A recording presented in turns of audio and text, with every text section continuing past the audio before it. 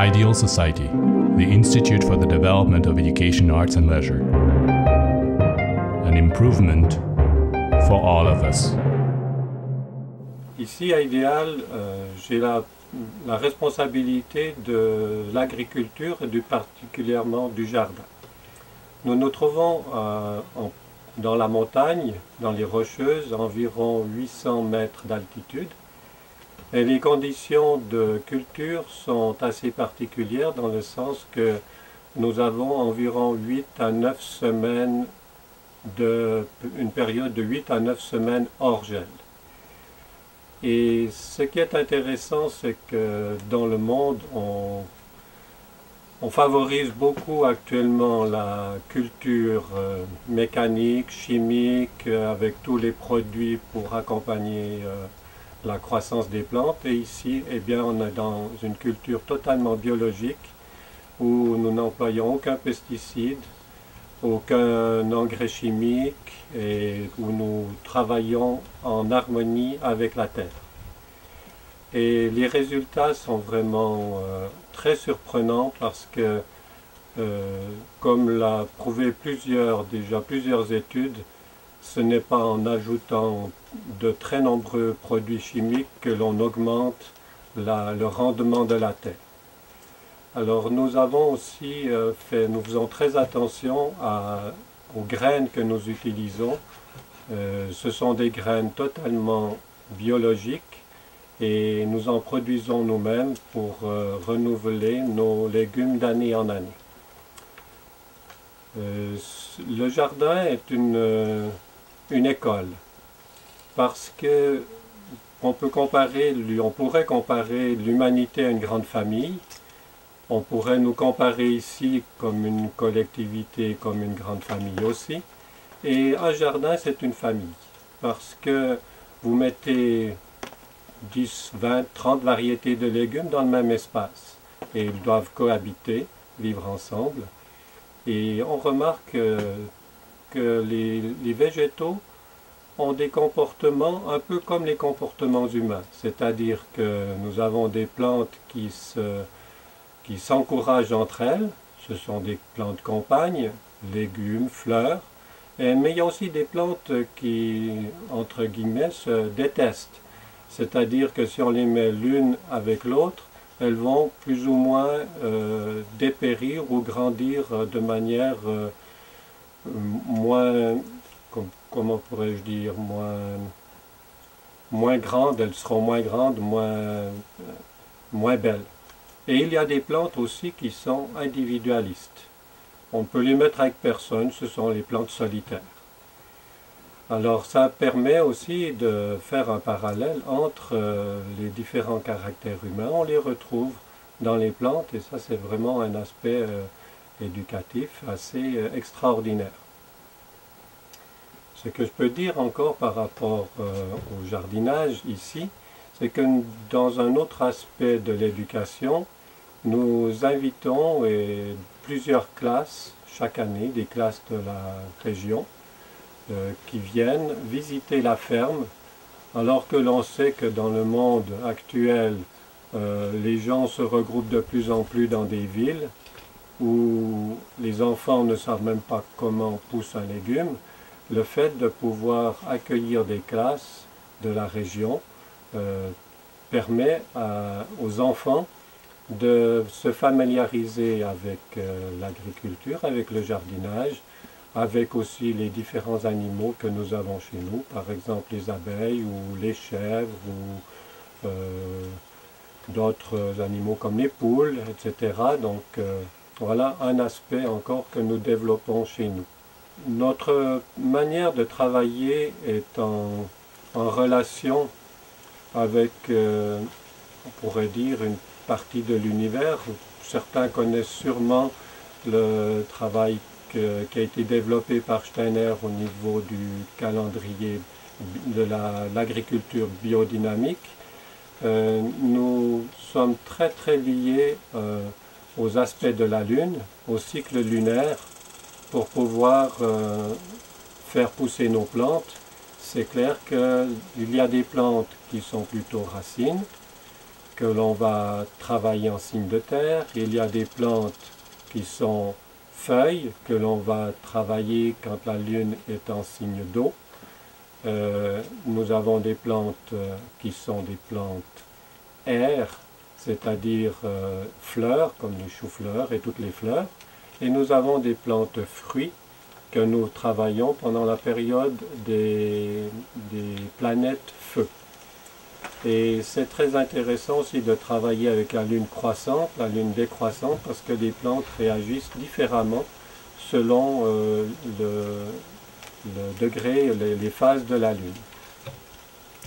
Cela m'amène à dire que tout paraît simple des fois pour cultiver la terre, et en réalité, toutes les énergies se combinent, les énergies et aussi les cycles. On ne verra jamais un jardinier semer le 25 décembre des carottes au milieu de son jardin. Il faut suivre les cycles saisonniers. Il faut suivre aussi le cycle jour-nuit, qui est important parce qu'il y a des périodes où le jour est beaucoup plus long, donc la croissance est beaucoup plus grande.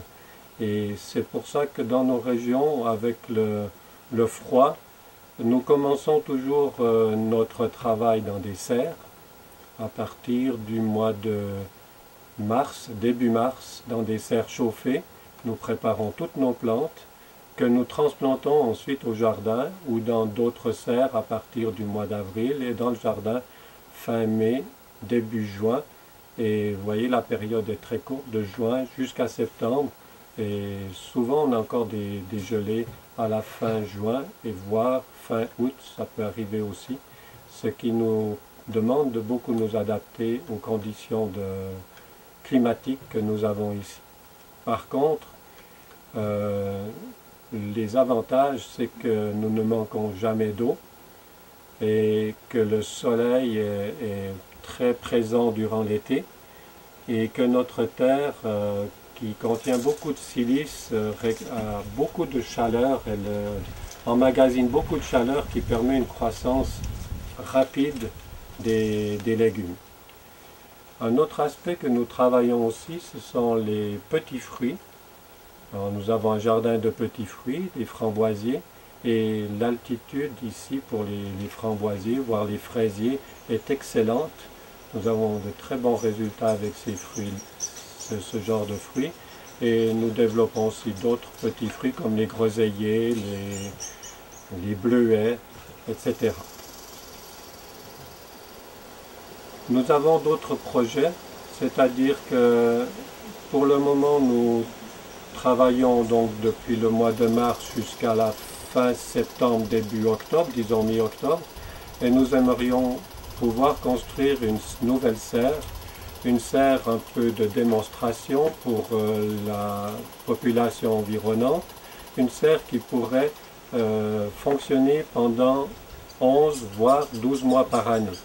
Nous sommes à l'étude de faire un projet qui est un petit peu nouveau. Il existe déjà certaines serres de ce type dans la région et nous aimerions construire une serre à un coût, disons, abordable et avec tout un travail de récupération de la chaleur de l'été pour emmagasiner cette chaleur dans le sol.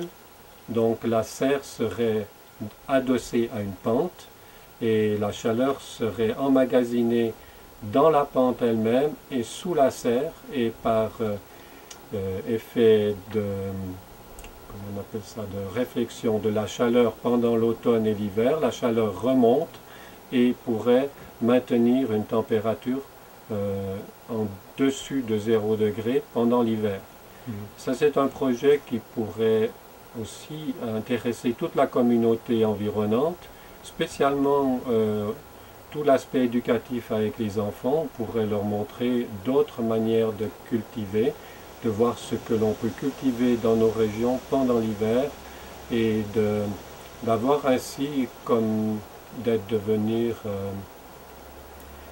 j'ai le mot anglais, sustainable, c'est-à-dire autosuffisant pendant toute cette période de l'hiver où on manque souvent de légumes frais comme les salades ou voire les épinards ou les blettes qui sont des plantes qui pousseraient facilement durant cette période.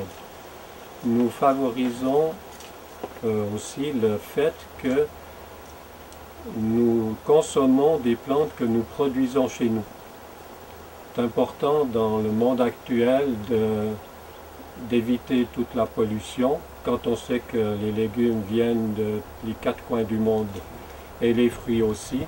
C'est une dépense d'énergie incroyable pour avoir par exemple des ananas, des oranges à toute saison, alors que dans nos régions nous avons les légumes et les fruits qui pourraient nourrir la population, nourrir chaque être humain sans avoir besoin de faire une telle dépense d'énergie. Et c'est aussi encore un des aspects que l'on peut développer, montrer à tous ceux qui habitent dans cette région, et bien que c'est favorable de cultiver nos propres légumes, ceux qui peuvent pousser ici, les fruits qui peuvent pousser à cette altitude. Et il y a une quantité, une variété qui est déjà très très grande et qui est suffisante pour nous nourrir. Alors pour terminer, je pourrais dire que grâce à tout ce que nous produisons, nous pouvons faire profiter la communauté environnante de nos produits. Nous participons durant tout l'été au marché local ici proche de Jaffrey et nous participons aussi au marché régulièrement à Cranbrook.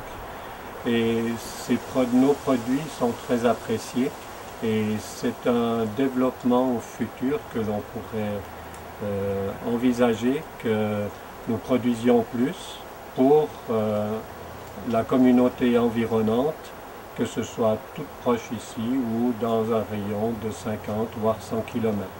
Nos fruits sont aussi vendus à l'extérieur.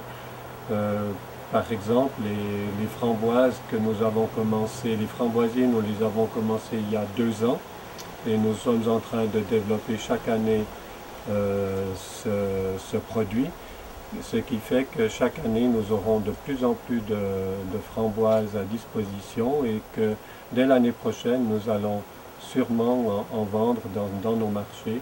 Et c'est une manière aussi de nous faire connaître, de faire connaître nos manières de cultiver la terre, de respecter la terre, de respecter ses cycles et